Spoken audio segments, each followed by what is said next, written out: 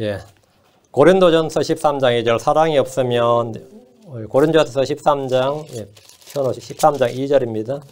예, 매 시간 한 절씩 하니까 가능하면 13장 강의 끝날 때는 이 고린도전서 13장을 본문 통째로 외우시기 바랍니다. 지난번에 이사야 53장도 한 절씩 해서 다 했는데 그것도 장을 통째로 외우시고요. 고린도전서 13장 2절입니다.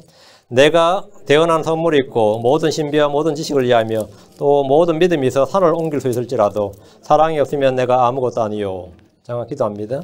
위대하시고 거룩하신 주 하나님 감사합니다. 하나님께서 이 시간 은혜와 복을 주시고 주의 영을 충만케 하셔서 말씀을 듣는 모든 헌들에게 주의 기름 부으심, 주의 신선한 기름 부으심이 차고 넘치게 해주십시오. 주의 성령을 넘치게 해주시고 지혜와 계시를 주시고 깨닫는 마음을 허락하여 주시옵소서. 무엇보다 저희 속에 성령을 통해서 하나님의 사랑, 우리를 향한 그리스도의 사랑을 넘치게 부어주시고 그 사랑이 또 우리가 형제들 간에 쏟아져 나갈 수 있도록 은혜를 베풀어 주시옵소서. 말씀을 전한 자나 듣는 자가 함께 은혜 받게 하시고 또 모두가 주의 영으로 충만한 시간 되도록 그래서 우리가 모두가 주의 임재 앞에 있는 그런 체험을 하도록 도와주십시오. 말씀이 대목과 같이 단단히 박힌 목과 같이 저희 마음에 박히게 해주시고 또 말씀이 아버지는 살아있는 서신으로 저희 마음판에 기록되어지도록 주님께서 친히 저자가 되어주셔서 말씀을 영어로 기록하여 주시옵소서. 감사드리며 주의 이름 기도합니다. 아멘. 앉으시기 바랍니다. 예, 고린도전서 13장 두 번째 시간입니다. 내가 대언하는 선물이 있고 모든 신비와 모든 지식을 이해하며 또 모든 믿음이 있어 산을 옮길 수 있을지라도 사랑이 없으면 내가 아무것도 아니로다. 내가 아무것도 아니로다. 이건 I am nothing 이 말이에요. 1절은 사람들의 말들과 천사들의 말을 할지라도 사랑이 없으면 나는 소리나는 신과 꽹과라고 했습니다. 단어 연사나 말 잘하는 사가 있어도 사랑이 없으면 그냥 소리를 내는 기계 도구에 불과하다 이 말입니다. 2절은 대언하는 선물 모든 신비와 모든 지식을 이해하며 모든 믿음이 있어 산을 옮길 수 있어도 사랑이 없으면 내가 아무것도 아니라고 합니다. 대언하는 선물은 성경에서 은사들리도 상당히 탁월한 은사입니다. 대언하는 선물. 내가 주의 영을 받아야 대언하는 거죠. 주의 영이 임한 사람이란 말이에요. 대언하는 선물은 아무에게 주어진 게 아니에요. 주의 영이 임한 사람들이 주의 말씀을 선포하는 겁니다. 이것을 이제 다른 말로는 오라클 그래요. 오라클 들어보죠. 오라클.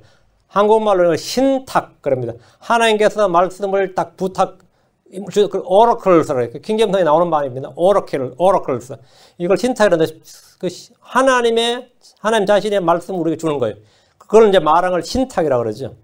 대언한 은사를 받은 사람들이 대언자입니다. 주께서는 천사를 보내서 말씀하실 수도 있지만 대부분은 대언자들을 통해서 말씀을 하셨습니다. 구약 성경을 기록한 사람들이 대언자입니다.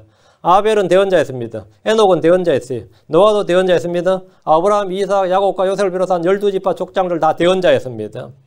시편 105편 15절에 이르시기를 나의 기름 부음 받은 자들에게 손을 대지 말며 나의 대언자들을 해하지 말라. 이게 야곱의 12아들들에 관한 족장들에 관한 이야기인데 여기 보면 나의 기름 부음 받은 자들, 나의 대언자들. 그건 유다나 베냐민도 대언자였다 이 말이에요. 기름 부음 받은 자들이었고 모세도 대언자였고 다윗도 대언자였습니다. 대언한 선물이 있다는 것은 주의 영을 받아 주의 말씀을 말하는 선물이 있다는 겁니다. 예수님이 바로 주 하나님의 대언자였습니다. 그 대언자, the prophet. 유대인들이 심내인 요한에게 내가 그 대언자냐 이렇게 물었습니다. 심내인 요한은 자기가 아니라 심내인 요한은 대언자는 맞아요. 그 a prophet이었죠.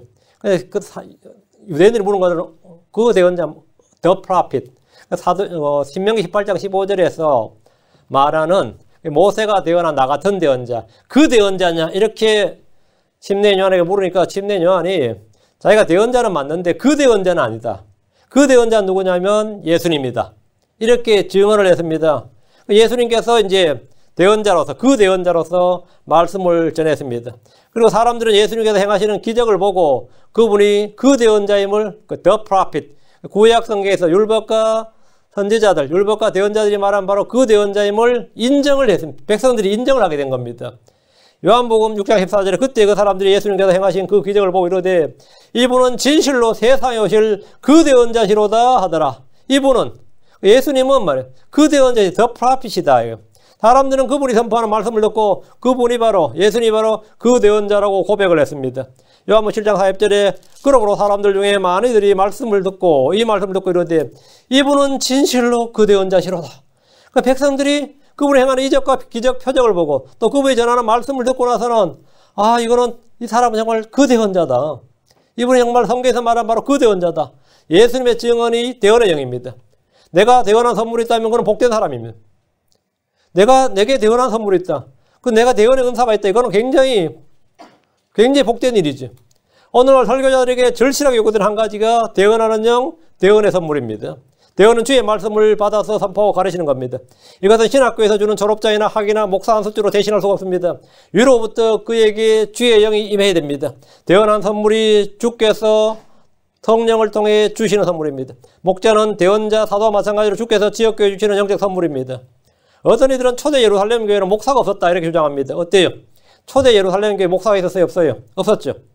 그러면 지금 교회는 목사가 필요 없다 이럽니다. 이런 주장은 분별 없는 지체들을 시험하는 아주 간교한 말입니다.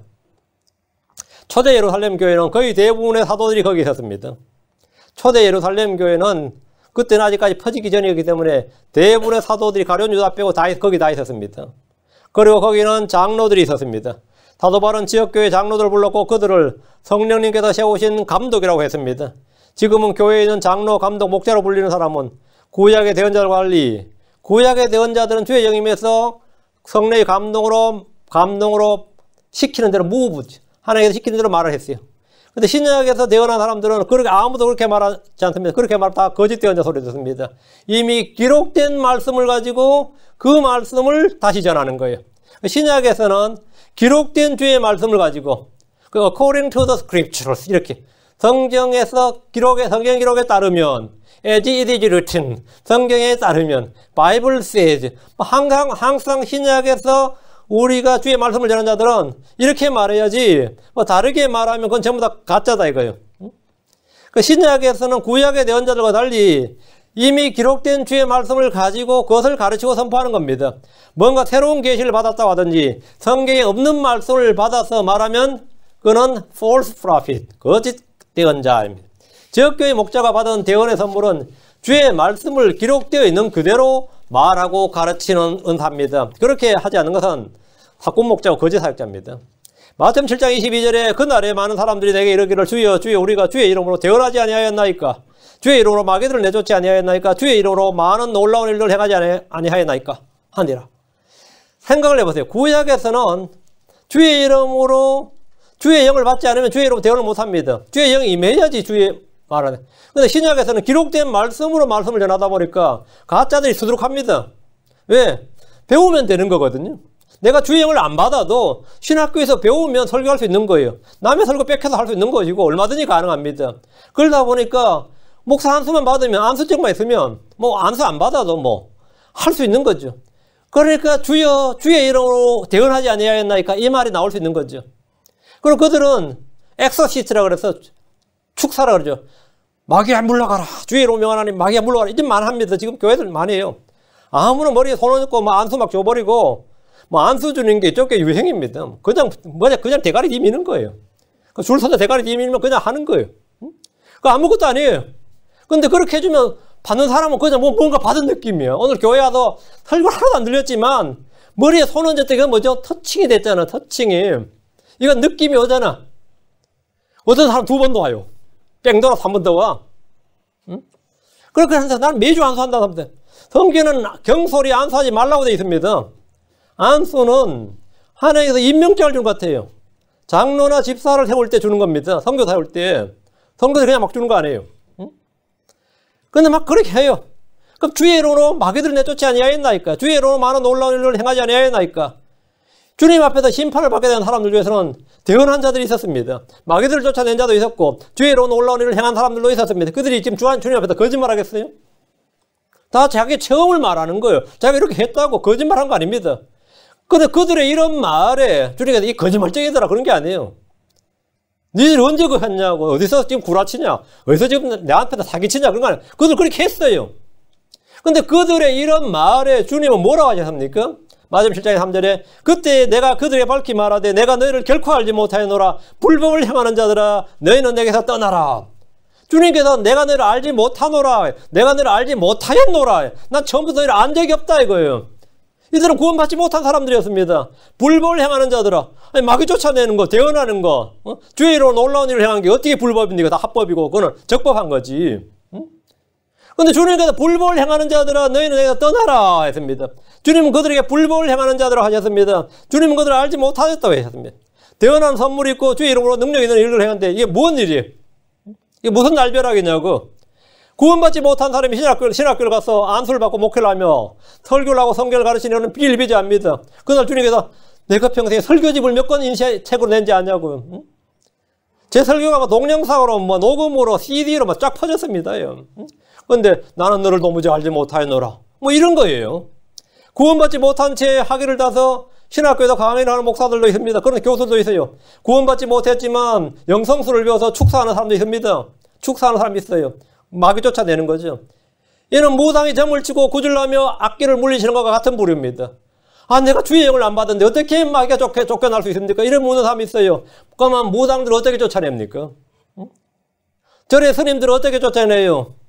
다 쫓아냅니다. 짜고 치는 고스톱이에요. 우리에게 주께 받은 영적 선물이 있다면 그것은 형제를 섬긴 데 써야 됩니다. 교회를 세우는 일에 사용해야 됩니다. 고린도서 14장 12절에 이와 같이 너희도 영적 선물들을 열심히 던져 교회를 세우는 일에 뛰어날 것을 구하라 했습니다. 영적 선물을 다른 용도와 목적으로 사용한다면 그가 가진 선물은 거짓 은사입니다. 그건 false gift예요. 다시 2절입니다. 내가 대언한 선물이 있고 대언한 선물은 주의 말씀을 대신 말한 선물입니다. prophecy 대신 말하는 거예요. 요즘 이것을 교회에서 주로 설교라고 그럽니다. 요즘 말로는 설교라고 그래요. 설교자는 주의 말씀을 기록된 대로 말해주고 가르쳐야 됩니다. 모든 설교자는 가르치는 자고 감독자입니다. 그러나 모든 성도들이 다 그리스도 영을 가지고 있고 주의 말씀을 받았기에 누구나 주의 말씀을 대언할 수 있습니다. 주께서 이렇게 말씀하셨다. 성경에 이렇게 말했다. 이렇게 말할 수 있어요. 그게 대언자예요. 이것을 교회나 세상에서는 뭐라고 그러냐면 전도라고 그럽니다. 성경적으로는 대언입니다. 대언이면 어떻게 되느냐? 믿음의 분량대로 하면 됩니다.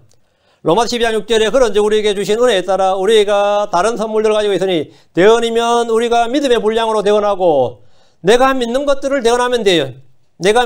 내가 듣고 받은 바 말씀을 대언하면 된다. 대언이면 우리가 믿음의 분량대로 대언하고 크리스천이라면 대언한 걸 사모해야 됩니다. 고린도서 14장 1절에 사랑을 따르고 영적 선물들을 사모하되 특별히 너희는 대언한 걸 사모하라. 대언한 걸 사모하라 했죠. 개혁성경 전부 다 예언한 걸 사모하라 해서 전부 다 예언의 은사라 그러죠. 그래서 남의 길흉하복을 점쳐요. 이건 점천령에 사로잡힌 사람들입니다. 성경에서 대언이라는 것은 주의 기록된 말씀을 전해주는 겁니다. 주의 기록된 말씀을. 네가 지금 예수 믿으면 너는 오늘 죽어도 하늘로 간다. 이건 예언이죠. 미리 있으니죠. 주님께서 하실 말씀을 지금 대신한 거예요. 그걸 대언이라 그런 겁니다. 네가 믿지 않으면 내가 100% 개런티 하는데 오늘 죽으면 지옥 간다. 네가 믿지 않는데 죽으면 지옥 간다. 저는 그 이야기 잘 합니다. 당신이 교회를 다니든 뭘 했는지 몰라도 구원받지 않는 채 죽으면 당신의 유가족이 몸을 화장터에서 불태울 때 네 혼은 지옥에서 불탄다 그래. 네 몸이 화장터에서 불탈 때 네 혼은 지옥에서 불탄다. 이건 내가 100% 개런티 한다 이거예요. 이거는 maybe가 아니다. 이거 might be가 아니에요. 이거는 100%. 우리 주님의 말씀이다 이거예요. 주님의 말씀이다. 우리는 주의 말씀을 그걸 대언한 겁니다. 우리는 대언한 걸 멸시하지 말아야 됩니다. 누가 주의 말씀들을 말하면 그 말씀을 듣고 주의를 기울여야 됩니다. 별것도 아닌 사람이 아는 체 한다든지 성경 이야기한다고 핀잔을 주거나 무시하지 않도록 해야 됩니다. 교회에서 가끔 목사가 하는 형제들이 주의 말씀을 전할 때가 있습니다. 그때 성도들은 그의 입에서 나오는 주의 말씀을 멸시하거나 무시해서는 안 됩니다. 주의 말씀이에요. 대언하는 것을 멸시하지 말라. 데살로니가 5장 20절에 대언하는 것을 멸시하지 말라. 주의 말씀을 말한 것을 멸시하지 말라고요. 우리는 대언한 걸 멸시하지 않습니다. 대언하는 자는 주의 말씀을 사람들에게 하는 겁니다. 대언하는 자는 사람들을 세우고 권면하고 위로합니다. 고린도서 14장 3절에 그러나 대언하는 자는 사람들에게 말하여 그들을 세우고 권면하며 위로하노니 대언하는 자는 사람들에게 말하면 하나님의 말씀을 사람들에게 말하는 게 대언이고 설교입니다. 사람들의 사정을 하나님께 말하는 것이 기도고 강구고 중보예요. 둘 다 중요합니다. 대언한 자는 누구한테 말한다고요? 사람들에게 말하며 그들을 세우고 권면하며 위로한다. 그러니까 하나님의 말씀을 말하는 건 뭐냐? 사람을 세우고 권면하고 위로하는 것. 이것이 대언의 기능입니다. 대언한 자는 교회를 세웁니다. 고린도 14장 4절에 알지 못하는 언어로 말하는 자는 자기를 채우나 대언하는 자는 교회를 채우느니라. 성도들은 대언하는 것을 사모해야 됩니다. 내게는 대언의 은사가 있다는 것은, 내게 대언의 은사가 있다는 것은 굉장히 복된 일입니다. 그런데 복된 일인데 대언을 해. 하나님의 말씀을 막 말해요. 살려 잘해요. 엄청 잘해요. 그런데 그렇게 하나님의 말씀을 말하는데 내 안에 사랑이 없으면 내가 아무것도 아니다. 이제 말씀 잘 읽어야 됩니다. 내가 아무것도 아닙니다. 그 대언이 아무것도 아니다. 그냥 대언은 대언대로 그냥 효과가 있어요. 대언은 누가 말해도 효과가 있어요. 그 자체로 하나님의 말씀입니다. 그런데 그 말한 사람은 뭐라고? 아무것도 아니다고. 말씀이 아무것도 아니다. 그거는 대언은 아무것도 아니다. 그러면 안 돼요. 대언은 사랑이 없으면 대언이 아무것도 아니다. 사랑이 없어도 대언은 대언이에요. 사랑이 없어도 하나님의 말씀이에요. 그런데 내가 사랑이 없으면 성경에 I am nothing이에요. The prophet is nothing이 아니고 The prophecy is nothing이 아니고 I am nothing. 그 대언을 한 내가 nothing이라고. 주의 일을 한 내가 아무것도 아니라고. 어떤 불신자 목사가 은퇴하고 나서 구원받은 목사를 압니다. 그 사람은 평생 교회를 크게 했어요. 샌프란시스코에서. 교회를 크게 했고 상당히 교회를 목회를 잘하는 목사로 알려졌습니다. 그런데 이 사람이 이제 은퇴를 하고 나서 집에서 쉬면서 다시 성경을 좀 보는데 그때 구원받았어요. 이제 난감하죠. 그 성도들이 그 원로 목사를 찾았는데 내가 자네보다 늦게 구원받았네. 나 이제 어린아이네. 이러는 거예요. 그런 사람이 있습니다. 평생 구원받지 못하고 죽은 목사도 있습니다. 설교 잘한다고. 소문난 목사 있어요. 목회 잘한다고 소문났다고. 목회 잘한다고. 설교 잘하고 목회 잘한다고. 근데 그분들이 한 말이나 가르침이 뭐 다 틀린 건 아니에요. 그 사람들 상당히 연구하고 공부하고 어디가 뺏기고 뭐 해서 설교했다고. 그리고 성도들 은혜 받았다고 그러고 그 사람 설교 듣고 구원받은 사람이 있어요. 지금 제가 하는 게는 자기는 구원의 확신이 없는데 말빨이 상당해요. 성경 공부도 상당히 많이 했는데 그 사람 통해서 구원받은 사람이 너무 많아서 늘 자기 시험 들어. 나는 확신이 아닌데 내 말 듣는 사람이 구원받는다는 거야. 그래서 이 사람이 어떻게 했냐면 때려치우고 공부하러 갔어요. 나 안 되겠다. 내가 구원받았지 나도 확신이 없는데 자기도 전하면서 나도 확신하진 않대 이러는 거예요. 그때 자기가 전하면 나는 이걸 아는데 나도 솔직히 나도 그걸 확신 듣는 사람이 오히려 도록책만 하는 거예요. 나는 이 말 듣고 지금 확신하는데 니는 왜 그걸 전한 네가 확신을 못하냐고. 이런 케이스도 있습니다. 사람 별의별 일이 다 있어요. 근데 대언 자체가 효력이 없다. 그러나 대언은 하나님의 말씀이 어떻게 전해지든지 그건 효력이 있습니다. 그러나 내가 사랑이 없으면 대언했던 나는 나 주님 앞에 주의 이름 대언하지 않냐 했나니까. 내가 설교도 하지 않았습니까? 전도도 나눠주지 않았습니까? 근데 나는 뭐라 nothing이다 이거. 나는 nothing이다 이거. 사랑이 없으면 대언이 아무것도 아닌 것이 아니라 내가 아무것도 아닙니다. 사랑이 없으면 주의 말씀을 대언했지만 그 일을 한 내가 아무것도 아니라 이 말입니다. 주께서 불법을 행한 자들 했던 대언과 병고침과 능력 있는 일들을 부인한 것이 아니라 그런 일을 행한 그 사람들을 부인했습니다. 그게 중요한 거예요. 그 사람들을 그들이 한 일을 배척한 게 아니라 그 사람 자체를 부정하고 거부하고 배척하지 안 받아주겠다 이게. 평생을 설교했고 교회를 세웠고 수많은 책을 쓰고 강연을 했다 하더라도 사랑이 없으면 그건 아무것도 아닙니다. 사도 바울은 자신이 어느 누구보다도 더 수고를 많이 했다고 했습니다. 그래도 그는 자신이 그 일을 한 뒤에 버림받은 자가 되지 않기 위해서 자기 몸을 억제하여 복종시켰습니다. 고린도서 9장 27절에 오직 내가 내 몸을 억제하여 복종시킴은 내가 다른 사람들에게 복음을 선포한 뒤에 어떤 방법으로든지 내 자신이 버림받은 자가 되지 않게 하려 함이라. 내가 다른 사람들에게 복음을 선포한 뒤에 내 자신이 뭐라고요? 버림받은 자가 되지 않게 하려면 구원에 떨어진다는 말이 아니에요. 내가 아무것도 아닌 내가 그냥 아무것도 아닌 그냥 툴에 불과했단 말이죠. 그렇게 되지 않기를 원한다는 거예요. 바울은 복음을 선포했고 많은 사람들의 병을 고쳤습니다. 바울은 마귀를 내쫓았습니다. 그럼에도 그는 자신이 버림받은 자가 되지 않기를 원했습니다. 사랑이 없으면 자신이 아무것도 아니라는 사실을 그는 잘 알았습니다. 다시 2절. 내가 모든 신비와 모든 지식을 이해하며 자, 대언하는 사회 때에도 사랑 없으면 아무것도 아니고 싸우면은 모든 신비와 모든 지식을 이해하며 이 세상에서 누가 모든 신비와 모든 지식을 이해한다면 그는 엄청난 존경과 명예를 얻을 겁니다. 그는 천재 소리 들을 거예요. 만약 교회 내에 그런 사람이 있으면 그 사람 모든 크리스천들의 숭배를 받을지 모릅니다. 그 사람 모르는 게 없어요. 그는 대학자다. 신학자선 대신학자란 카페 큰 데짜 붙습니다. 그렇게 칭찬받을 겁니다. 유대 랍비들 중에는 하나님 신비를 아는 자들을 앞에 뭐라면 God-like라 붙여 신과 같은 아니면 divine 누구누구 뭐 신과 같은 아이삭 어떤 유대 랍비가 있는데 유대인들 앞으로 운명을 쫙 하면서 언제쯤 뭐가 되고 언제쯤 유대가 다시 회복된다 언제쯤 뭐가 돼 이걸 쫙 몇백 년을 앞으로 예언한 사람이 있어요. 근데 그 사람이 맞는지 안 맞는지 모르겠는데 그 사람 앞에 붙은 별명이 뭐냐면 디바인 아이작이에요. 앞에 붙은 칭송이죠. 또 신과 같은 이삭 그렇게 붙습니다. 그들은 구약 성경의 예언들을 해석해서 미래를 예언하는 일이 많은데 특이한 건 대부분 맞질 않아요. 얼마 전에도 무슨 블러드 문? 그거 엄청 시끄러웠습니다. 그들 사이에서는. 나는 물론 신경도 안 썼지만 한국에서도 그거 막 또 초청해가지고 막 강연도 하고 기독교 100주년 해녀관에서 기념도 하고 막 그 목사 알아요 제가. 엘샤다이 교회인가 그 목사인데 엄청 그걸 CD하고 DVD 많이 팔아먹고 책도 많이 팔아먹고 했어요. 지금도 할거지 하고 있는데 뭐 벌써 지나갔죠 해가 바뀌었지. 그래도 한 번도 회개하는 걸 본 적이 없습니다. 응? 환불해주겠다는 사람도 없어. 환불해주겠다 하잖아요. 그들은 구약 성경의 예언들 해석해서 미래를 예언하는 일이 많은데 맞지도 않는 예언을 하는데도 사람들이 마치 모든 신비와 모든 지식을 이해한 것처럼 추앙을 받습니다. 이 가짜인데도 막 교회에도 자신이 하나님의 비밀이 계시되었다고 주장하는 이들이 가끔 있습니다. 하나님의 신비가 나한테 계시됐다고 직통 계시를 받았다는데 그래서 종말의 연도와 날짜를 선포하기도 하고 뭐 3차 세계대전이 언제 일어난다고 하고 뭐 행성의 충돌이 있다고 지구에 대재앙이 온다 별의별 예언을 다 합니다. 그건 한 번도 맞은 적이 없습니다. 뭐 마야 캘린더로 뭐 이야기하고 노스트라다무스 예언을 이야기하고 뭐 별의별 이야기를 해도 대단합니까? 사실 별거 아닙니다. 교회 내에 예언의 은사를 받았다는 사람들은 예언의 은사를 받은 것이 아니라 점치능력을 받은 사람들이 대부분입니다. 거의 너희 둘은 결혼해서는 안 된다. 이혼한다. 하나 작살한다. 뭐 소리 되고 말이죠. 너희들은 뭐 하면 안 된다. 그런데 그걸 그렇게 우리 집사님이 이번에 예언의 은사를 받은 것 같은데 나에 대해서 이렇게 말했는데 목사님 어떻게 생각하세요? 나한테 그걸 왜 묻냐고 그거를 나한테. 나는 간단히 답합니다. 점치능력에 사로잡힌 것 같습니다. 점치능력에 사로잡힌 것 같습니다.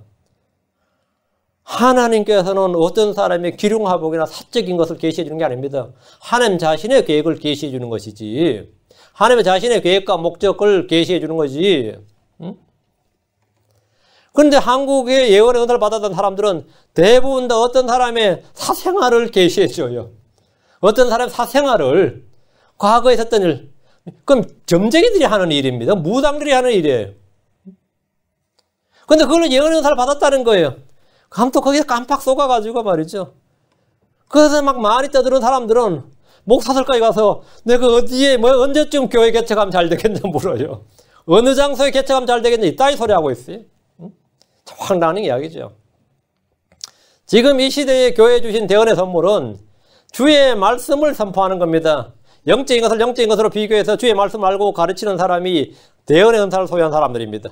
모든 신비를 이해한다는 것은 하나님의 직통계시나 특별계시나 영적 환상이나 음성을 보고 듣는 것으로 생각하는 이들이 있지만 성경이 말하는 신비는 그런 게 아닙니다. 내가 모든 신비를 이해한다는 것은 그런 게 아니고 하나님께서 우리에게 맡겨진 신비, 하나님이 우리에게 맡기신 신비들이 있어요. 고린도전서 4장 1절에 하나님이 사람이 마땅히 우리를 그리스도의 사역자요 하나님의 신비들을 맡은 청지기로 여길지어다. 사람이 마땅히 우리를 그리스도의 사역자요 하나님의 신비들을 맡은 청지기로 여길지어다. 우리는 하나님의 신비들을 맡은 청지기예요. 우리가 하나님 모든 크리스천들에게 하나님의 신비들을 맡겼습니다. 우리는 하나님의 신비들을 맡은 모든 신비와 지식을 내가 그 신비를 이해하든지 못하든지 나중 문제고 우리는 하나님의 신비들을 맡은 자들이고 하나님 우리가 자신의 신비를 알려주고 계시해 주시는 분입니다. 우리가 성경 공부를 한 것은 하나님의 신비들을 알기 위한 겁니다.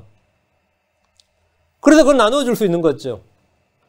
근데 이 개혁성경은 신비란 말이 아니라 전부 비밀로 되어 있습니다. 비밀은 알리면 돼야 안 돼요. 예, 비밀은 알면 다치는 거예요. 비밀은 알면 안 되지. 그건 청기누설이지. 하나의 비밀을 맡으면 어떻게 해요?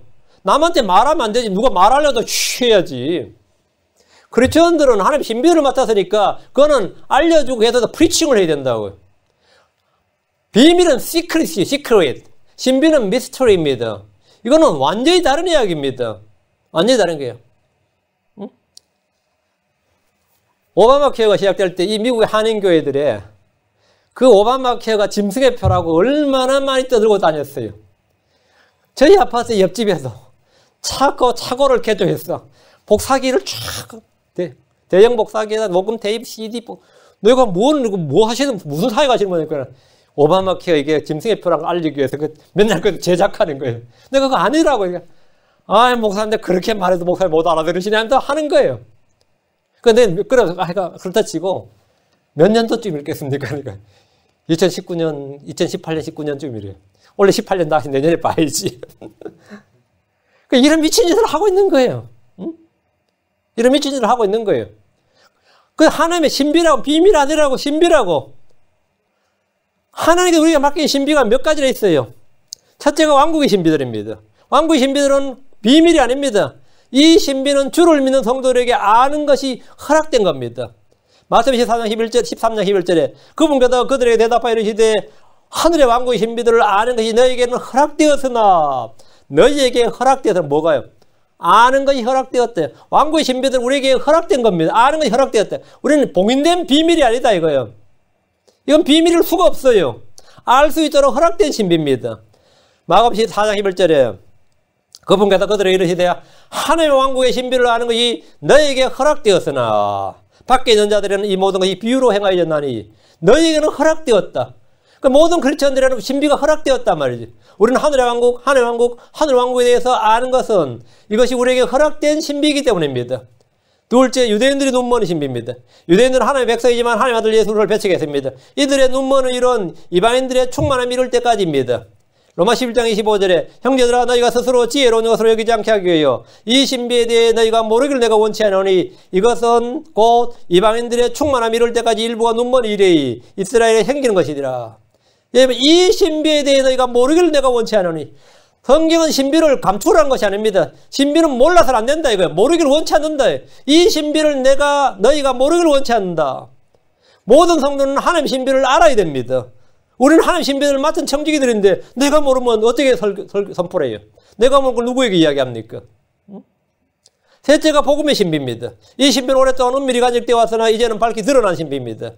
로마 16장 26절에 나의 복음과 예수를 선포함에 따라 권능으로 너희를 굳게 세우실 분 즉 세상이 시작된 이래로 은밀히 간직되어 왔으나 이제는 밝히 드러났으며 영존하신 하나님 명령에 따라 대언자들의 성경 기록들을 통해 믿음에 순종하게 하려고 모든 민족들에게 알려지게 된 신비의 계시에 따라 너희를 굳게 세우실 분. 여기 보면 모든 민족들에게 알려진 신비의 계시다. 신비는 비밀이 아니야 이거죠. 신비는 비밀이 아니다. 알려진 모든 사람들에게 알려진 신비는 모든 사람에게 알려졌어요. 어떻게 알려졌습니까? 복음 선포를 통해 알려진 거죠. 복음 선포를 통해 알려진 거예요. 넷째가 그리스도의 신비입니다.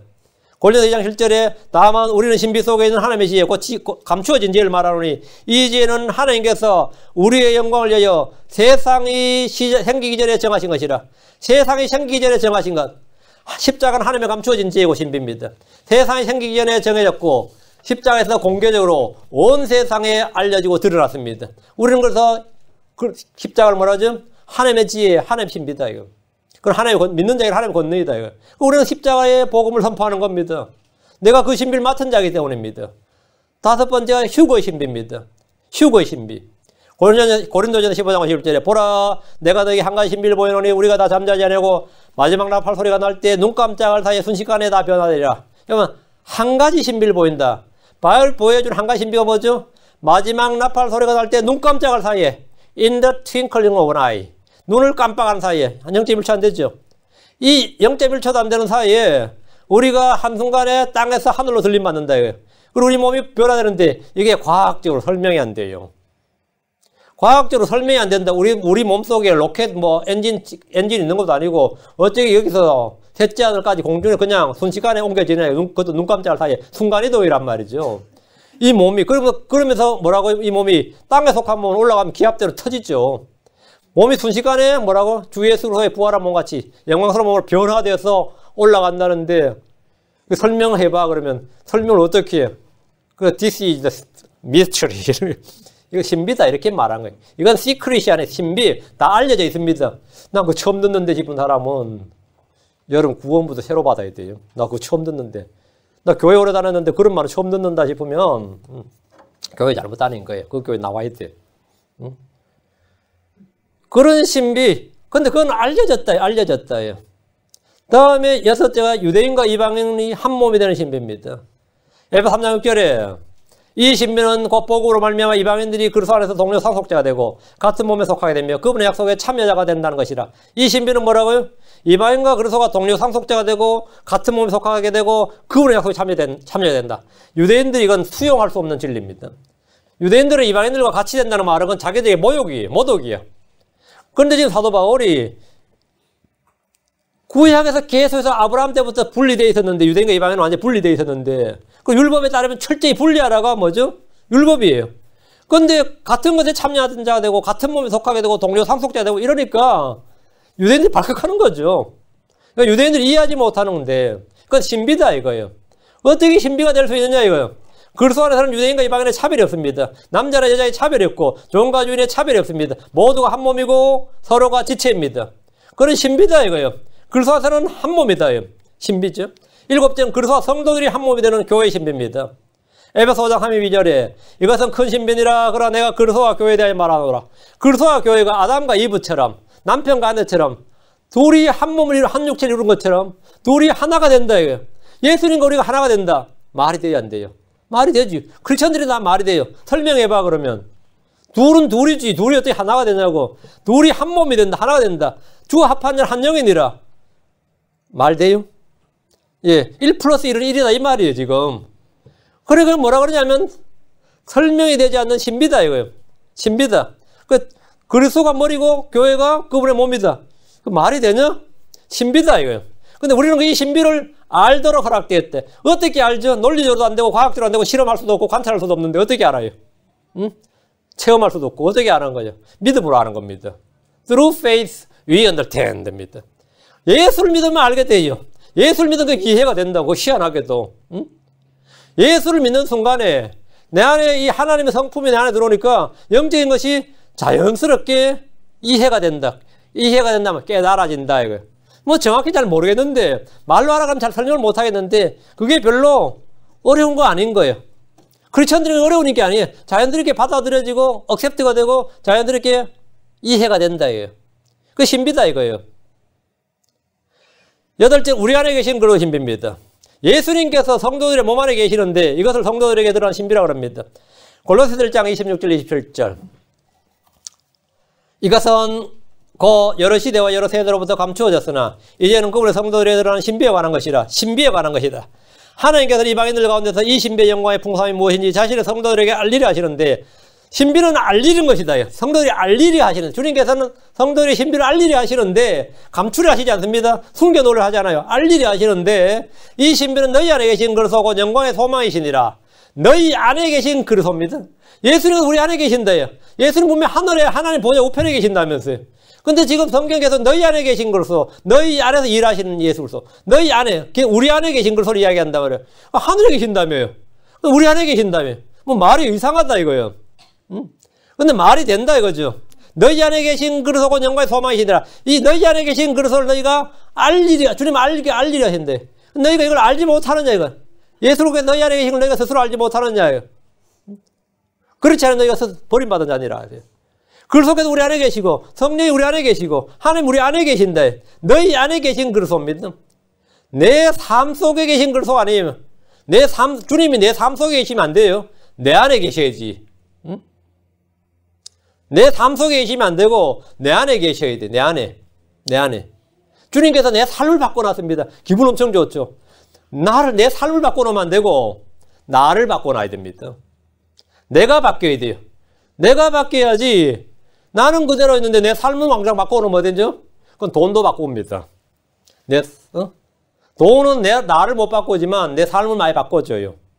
집도 바꾸고 차도 바꾸고 삶의 레벨도 바꾸고 그렇죠?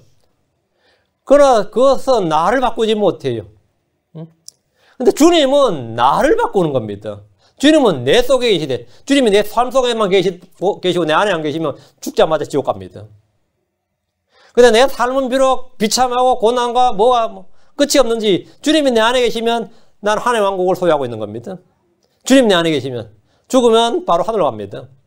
하늘에 계신 주께서 성도들 안에 가시는데 주께서 내 안에 내 몸 안에 계신 것은 놀라운 신비인데 주님께서 이것을 알게 하려 하신다.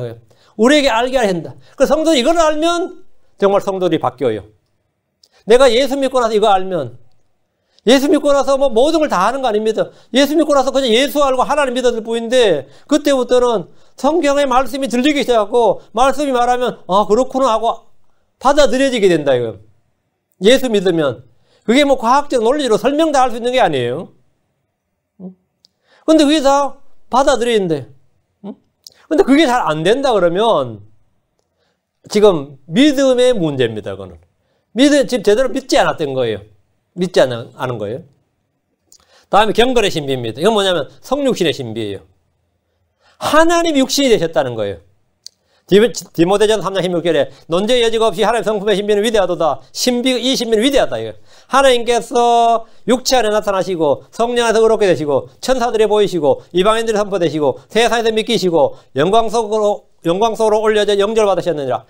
하나님께서 육체 안에 나타나시고 하나님이 사람이 되셨다. 하나님이 God was manifest in the flesh. 하나님이 육체 안에 manifest 나타나셨다. The Word was made flesh. 말씀이 육신이 되었다. 영이요 말씀이신 분께서 사람 육체 안에 나타나셨고 사람이 되셨다. 이것은 사람이 개가 됐다는 거나 사람이 뭐 벌레가 됐다는 것보다 더 황당한 말이에요. 하나님이 사람이 됐다잖아요. 하나님께서 육체 안에 나타나셨다. 그래서 이 고대의 영지주의나 이런 사람들은 이 말을 믿을 수가 없어요. 하나님이 어떻게 육체가 되냐? 하나님이 어떻게 육체 안에 나타나시냐? 그래서 하나님이란 나라 빼버리고 그가 육체 안에 나타나시고 이랬어요. 그건 전혀 의미 없는 말입니다. God was made. God was. 하나님께서 해야 되지. He is, He was 이런 필요 없어요. 누구는 뭐 육체 안에 나타났어요? 우리 다 육체 안에 나타났지. 하나님 육체 안에 나타난 게 신비지. 사람이 육체 안에 나타난 건 당연한 거지. 그건 내추럴 로우죠. 그건 자연법이지. 하나님께 육체 안에 나타나셨다요. 이 신비는 뭐라고? 그레이시드. 크도다. 크도다. 하나님께 육체 안에 나타나시고 하나님이 사람이 되신 것은 말로 할 수 없는 신비입니다. 영이요 말씀이신 분께서 아브라함의 씨를 취하시고 자기의 종의 형체를 취하시고 여자에게서 태어나셔가지고 똥도 싸고 오줌도 싸고 말이죠. 기저귀도 차고 젖도 먹고 했다는 게 말이 돼. 하나님이 근데 그렇게 했다고 육체 되셨다고. 이것은 가장 큰 신비입니다. 이외에도 성경에는 불법의 신비가 있고 믿음의 신비, 7별과 7 금등자 안 되는 신비, 큰 바빌론 신비, 짐승의 신비 등이 있습니다. 신비는 비밀이 아닙니다. 개역 성경은 전부 다 비밀이라고 오역함으로써 성도들이 알아서는 안 된 것처럼 써놨지만 이것은 성도들이 반드시 알아야 하는 신비고 하나님께서 나는 너희가 모르기를 원치 아니하노라 신비입니다. 알게 하려 하시는데 너에게 맡겨진 신비다 이거예요. 근데 내가 이 모든 신비를 다 이해한다. 그거 어때요? 대단한 거죠. 난 이 모든 힘을 다 이해해. 지금 내가 모든 힘을 지금 내가 대단한 선물이 있고 하나님의 말씀을 선포할 수 있는 선물이 있고 하나님의 말씀 막 전하는 선물이 있고 모든 신비와 모든 지식을 이해하며 엄청난 거다. 내가 그걸 이해한다요. 하나님 우리에게 자신의 뜻의 신비를 알려주셨습니다. 에베소 1장 9절에 친히 자신 속에서 작정하신 자신의 설하신 기쁨에 따라 자신의 뜻의 신비를 우리에게 알려주셨으니 주님께서 신비를 우리에게 알려주셨다 그랬어요. 그럼 우리는 이 신비를 알아야 되고 이해해야 됩니다. 당연히 해야 돼요. 주님은 바울에게 이 신비를 계시하셨고 우리가 그가 쓴 글들을 읽을 때 깨닫게 해주셨습니다. 에베소 3장으로 갑니다. 3절 4절 에베소 3장 3절 4절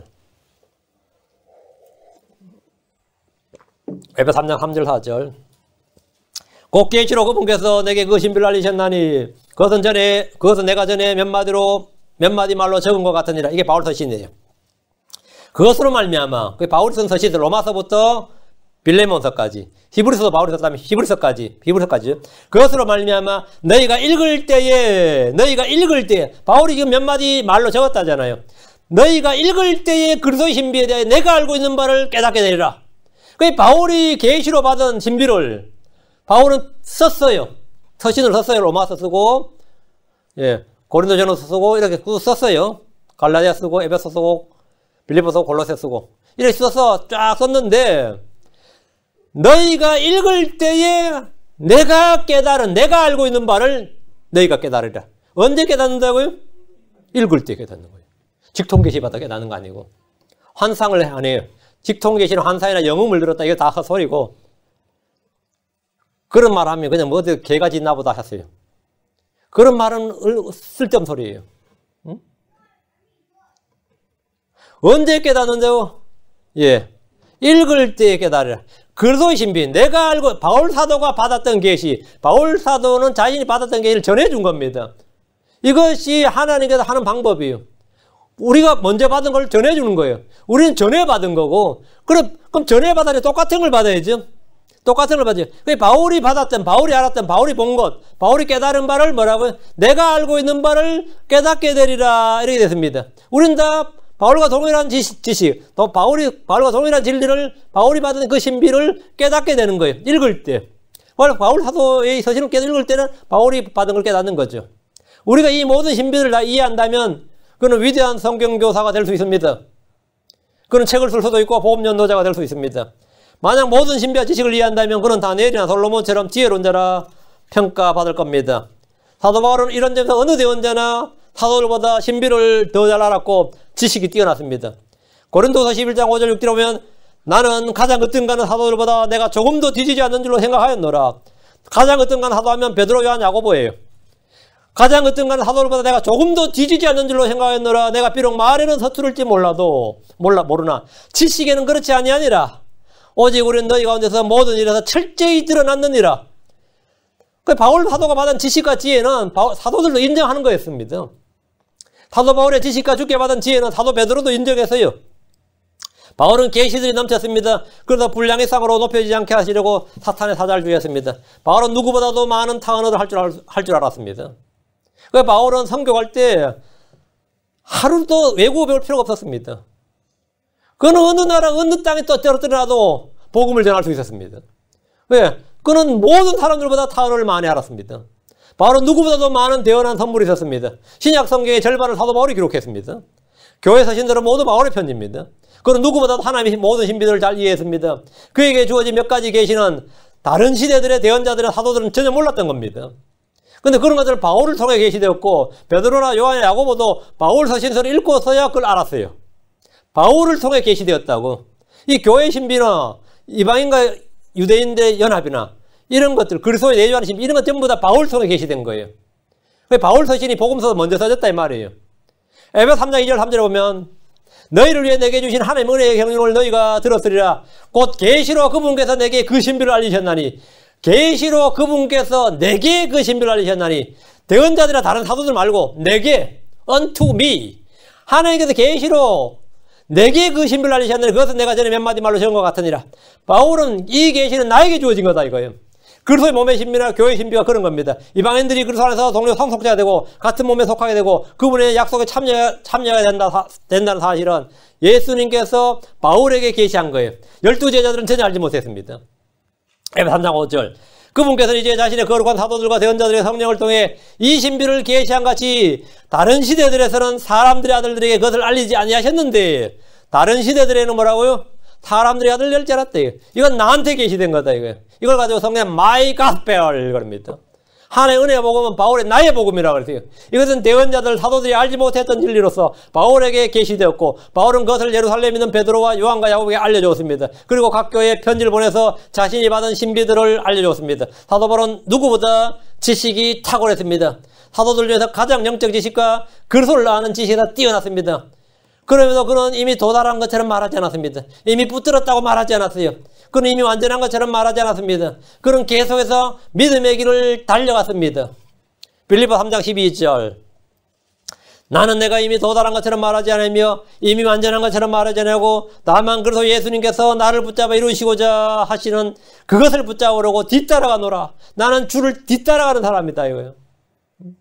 나는 완전한 것처럼 말하지 않는다 이거예요. 붙잡은 것처럼 말하지 않는다 이거예요. 나 지금도 달려가는 사람이다 이거예요.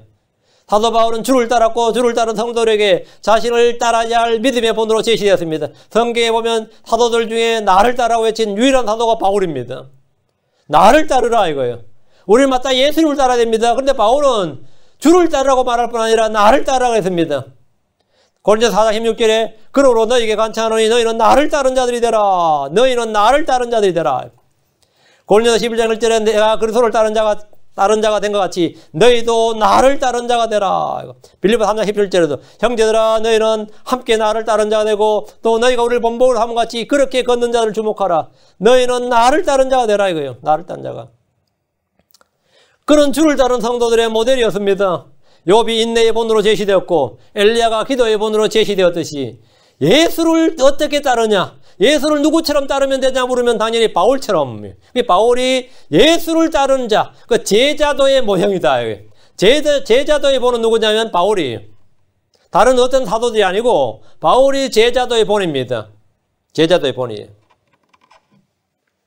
그런 바울이 모든 신비를 이해하고 주님께는 풍성한 계시를 받았고 탁월한 지식을 가진 사도였지만 자기는 이미 붙잡은 걸로 여기지 않았습니다. 빌립보 3장 13절에 형제들아 나는 내가 이미 붙잡은 줄로 여기지 아니하고 다만 이 한 가지 일을 행하나니 그 뒤에 있는 그것들은 잊어버리고 앞에 있는 것들에 도달하려고 나아가노라. 그는 뒤에 있는 것들을 잊어버리고 앞에 있는 것들로 나아갔습니다. 우리는 크리스천들로서 대언한 선물이 있고 모든 신비와 모든 지식을 이해하는 그런 선물을 받았다면 정말 복 터진 일이죠. 나한테 그런 게 다 있다면 뭐 여기서 이런 사역 안 하고 있겠지. 응? 근데 그런 게 다 있다고 이렇다. 사도 바울은 정말 고린도서 13장 2절에 여기 유일하게 해당되는 사람이. 고린도서 13장 2절이 어떤 사람도 해당 사항이 없는지 몰라도 바울 자신은 내가 대언한 선물이 있고 입고 할 때 이게 and though I have the gift and though 내가 비록 이것을 가졌다 할지라도 이 말이에요. 내가 비록 대언한 선물을 가졌다 할지라도 모든 신비와 모든 지식을 이해하며 모든 믿음에서 사람 옮길 수 있을지라도 나는 이런 것을 가졌다 할지라도 내가 이것을 가지고 있지만 말이에요.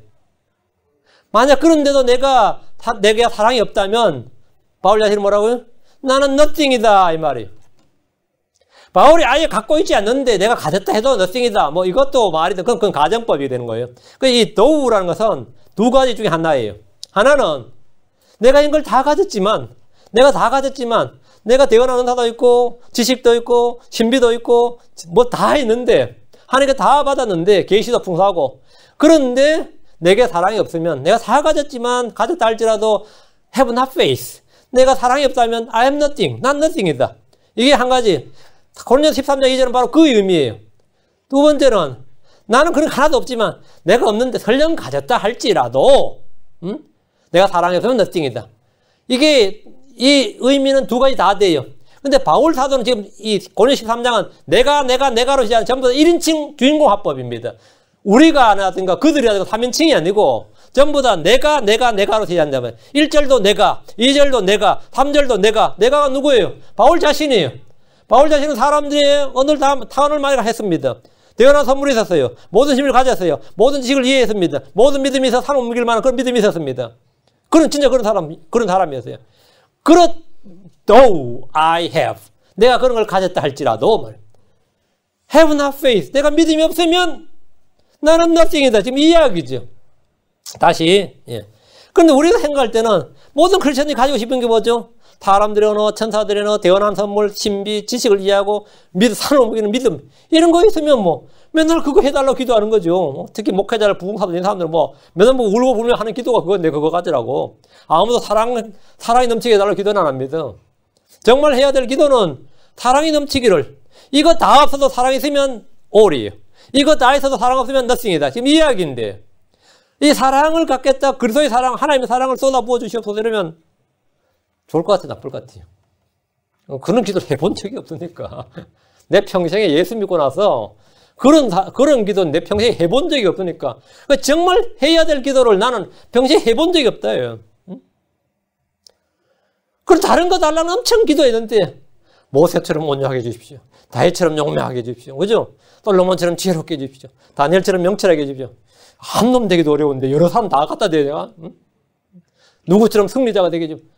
우리는 뭐 별의별 성경 인물 다 갖다 대면서 다 그 사람처럼 되게 해달라고 기도할 수 있는데 예수님처럼 사랑하게 해주십시오. 이렇게 난 솔직히 난 그렇게 매일 기도합니다. 한 사람이 있어요? 그 사랑이 있으면 불편할 것 같지 않아요? 살기에. 안 불편할 것 같아요? 근데 우리가 해야 될 기도가 그거다 이거예요. 내가 해야 될 게 그거라 이거죠. 다시 2절. 내가 또 모든 믿음에서 산을 옮길 수 있을지라도, 그 바울 사도는 자기가 믿음이 있어서, 모든 믿음이 있어서 산을 옮길 수 있을지라도 말. 바울은 믿음의 사도라고 불릴 만큼 믿음이 충만한 사도였습니다. 그리스도의 믿음, 하나님의 아들의 믿음에 대해서 사도가 얼만큼 잘 알고 크고 강한 믿음을 가진 사람이 없었습니다.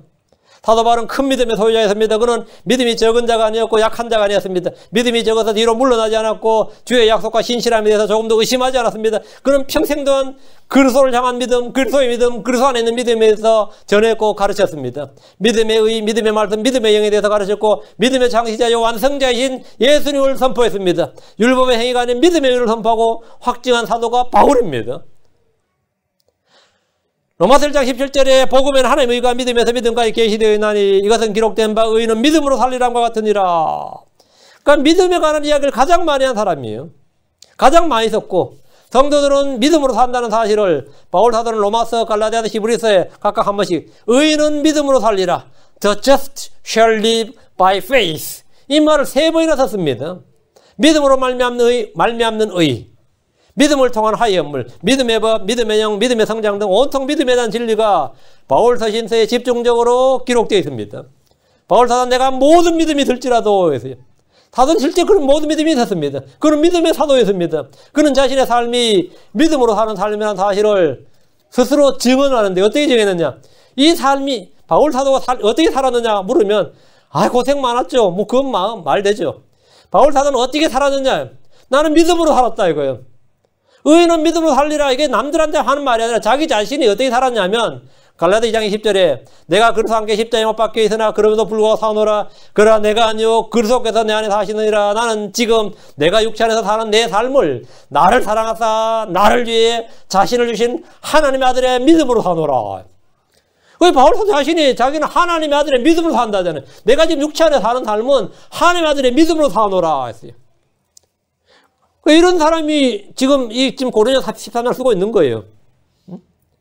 이것은 성경에서 가장 위대한 삶이 무엇이고 믿음의 삶이 무엇인지를 보여주는 거예요. 나는 내가 사는 것이 아니라 내 안에 그리스도께서 하신다. 이거. 그런 말로만 믿음을 외친 것이 아니라 하나님의 아들의 믿음으로 실제로 산 사람이었습니다. 그리고 그런 믿음의 희생물로 드려졌고 자신의 몸을 믿음의 희생물로 드려진 사람이 그래 죽었어요. 빌립보서 2장 17절에 참으로 그러하며 또 너희의 믿음의 희생과 섬김이 내가 헌물로 드려질지라도 이 말은 내 자신이 지금 로마에 갇혀있죠. 감옥에 갇혀있죠. 이제 네로가 목을 치라 그러면 바울은 목이 잘리는 거예요. 참수형이죠. 그럼 그 자신이 믿음의 희생물, 믿음의 헌물로 드려질지라도 했는데 문자가 드려졌어요. 그런데 드려질지라도 내가 슬프다, 억울하다, 미치겠다 그게 아니라 나는 기뻐하고 너희 모두 함께 기뻐하리라. 지금 나는 로마 감옥에 갇혀있는데 지금 옥에 갇혀있죠. 그런데 곧 이제 사형이 집행돼서 내가 죽는다 이거. 그러니까 내 몸이 믿음의 희생물로 드려질지라도 나는 기뻐하고 너희 모두 함께 기뻐하리라. 그 사도 바울은 지금 내가 어떤 상태 뭐가 될지라도 이러하다 이거예요. 그 믿음의 삶을 산 사람이죠. 삶도 믿음으로 살았고 죽음도 믿음으로 죽었어요. 그는 산을 움직일 만한 믿음의 소유자였지만 자기는 마치 그렇지 않는 사람처럼 가정법으로 지금 자신이 그런 사람이 아닌 것처럼 말하고 있습니다. 1, 2, 3절에 전부 다 나오는 말이 뭐냐면 though and though. 뭐뭐일지라도 내가 비록 뭐뭐일지라도 내가 뭐뭐 비록 했을지라도 말 내가 비록 그리고 내가 뭐뭐일지라도 자신이 비록 그런 사람일지라도 그렇지 않는 것처럼 지금 말하는 겁니다. 1, 2절에 나오는 모든 말은 사도 바울 개인에게 사실이라고 우리가 인정할 수 있습니다.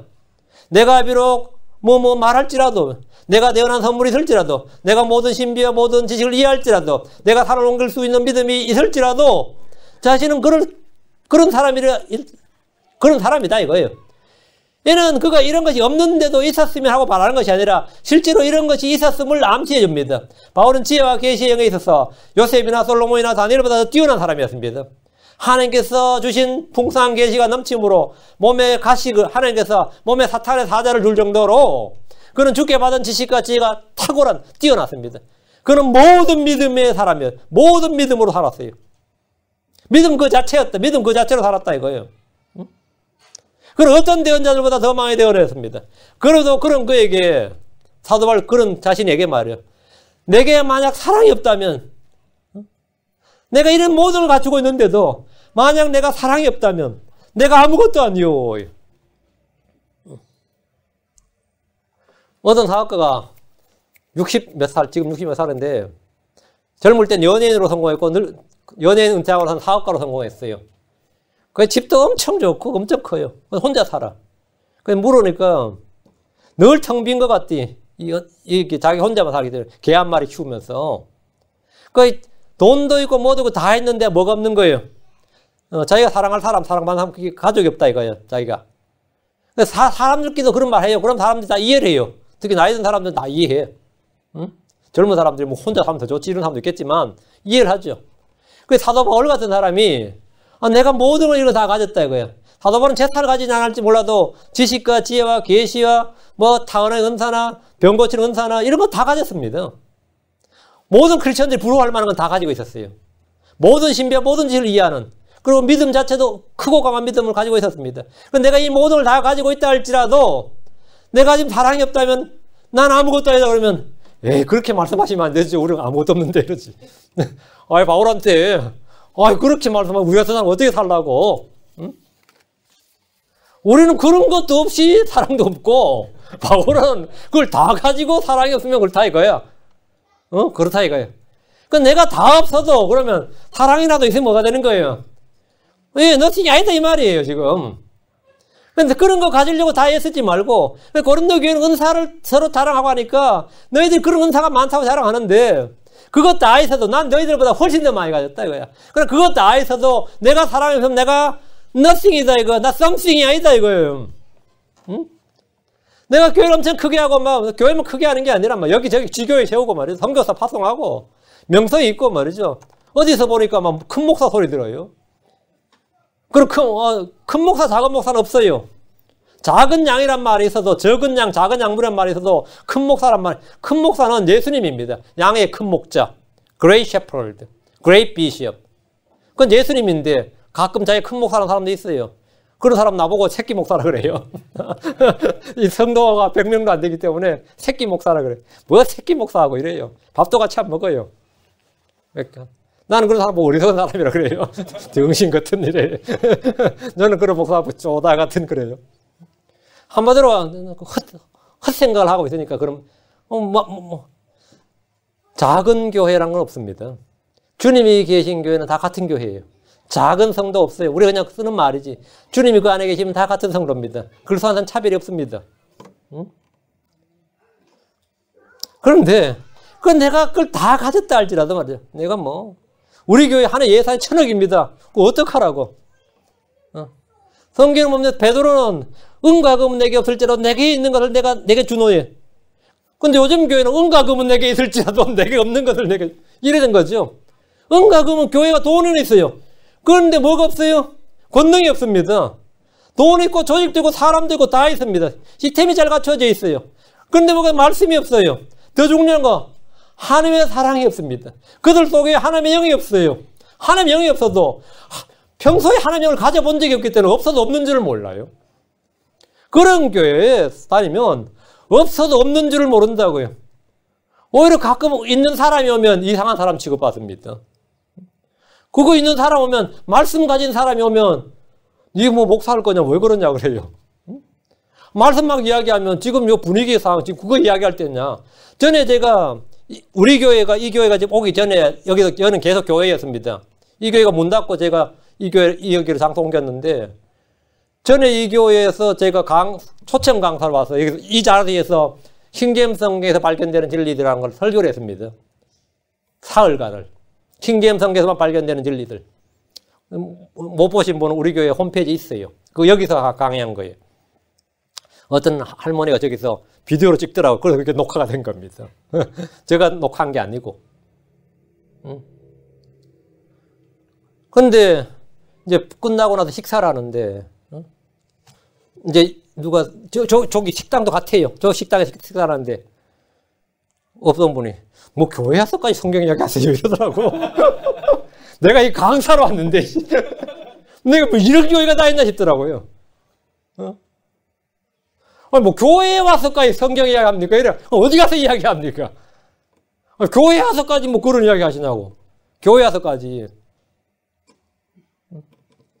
이런 개판이에요, 완전히. 근데 사도 바울은 그걸 다 가지고 있던 사람이에요. 다 가지고 있던. 그는 뭐 진짜 다 가진 사람이죠. 그럼에도 그런 그가 내가 모든 걸 가진 사람이지.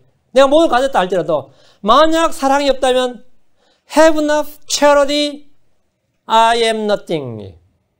사랑이 없으면 영원한 사람 내게 아무것도 아니란 말입니다. 그것으로 선교를 하고 목회를 하고 교사를 할 수 있고 이곳저곳에서 사경이나 부흥을 할 수 있겠지만 사랑이 없다면 그 자신은 아무것도 아닙니다. 내게 가장 소중한 것은 사람들의 말이야 천사들의 말이 아닙니다. 내게 가장 중요한 것은 대언의 은사가 아닙니다. 내게 모든 신비와 모든 지식을 이해하는 지혜와 계시형이 있다면 정말 좋겠지만 사랑이 없다면 나는 아무것도 아닙니다. 그건 나에게 가장 프라이어리티는 뭐냐면 체러티다 이거예요.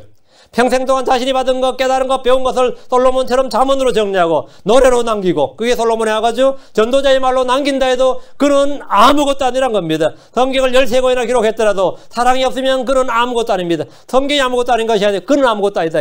미국과 한국은 물론이고 여러 나라에서 많은 사람이 제가 쓴 글과 설교를 강의 온 걸 읽고 듣고 은혜를 받았다고 간증합니다. 그럼 저는 힘이 나요. 호주에서 연락 오고 독일에서 막 연락 오고 하면서 목사님 제가 성경 공부하고 싶어서 기도했는데 딱 발견했습니다. 지금부터 목사님 제 성경 교사입니다. 이래요. 그러면 계속 continuing 그래요. 계속 하라고. keep going 계속 하라고. 그런데 그런 사람들 하는 말이 목사님 지식 은사를 받은 것 같다 그래요. 그럼 기분이 좋아지고 드디어 사람들이 나를 알아봐주기 시작하는구나. 기뻐할 일이 아닙니다. 그거 있고 사랑 없으면 난 아무것도 아닙니다. 사랑 있고 사랑 없으면 아무것도 아니라고요. 근데 목사님은 사랑은 없는 것 같아요. 그럼 끝난 거야. 근데 목사님 사랑이 없는 것 같아요. 게임 끝이야 거기서. 이거 진짜 황당한 이야기예요. 목사님은 사랑이 없는 것 같아요. 미치네 이거 정말. 있어 잘 봐. 그래요. 잘 봐. 있어 없는 거 아니야. 네가 못 발견한 거예요. 없는 거 아니야. 하여튼 그렇게 말하면 이거 진짜 없으면 이거는 완전히 난리 나는 거예요. 목회야 이거 아무것도 아닌 거예요. 나를 알아봐 주는 거야. 나도 좀 뜨겠구나 이랬다면 이제 그 사람 등신인 거죠. 그만큼 바보가 없는 거예요.